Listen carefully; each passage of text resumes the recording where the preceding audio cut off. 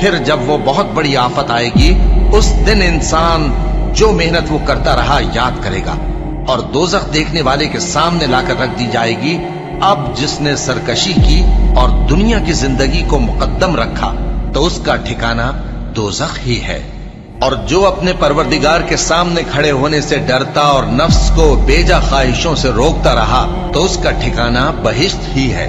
اے پیغمبر صلی اللہ علیہ وآلہ وسلم، لوگ تم سے قیامت کے بارے میں پوچھتے ہیں کہ اس کی آمد کب ہے، سو تم اس کے ذکر کی طرف سے کس فکر میں ہو؟ اس کا منتہا یعنی واقع ہونے کا وقت تمہارے پروردگار ہی کو معلوم ہے۔ جو شخص اس سے ڈر رکھتا ہے تم تو اسی کو ڈر سنانے والے ہو۔ جب وہ اس کو دیکھیں گے تو ایسا خیال کریں گے کہ گویا دنیا میں صرف ایک شام یا ایک صبح رہے۔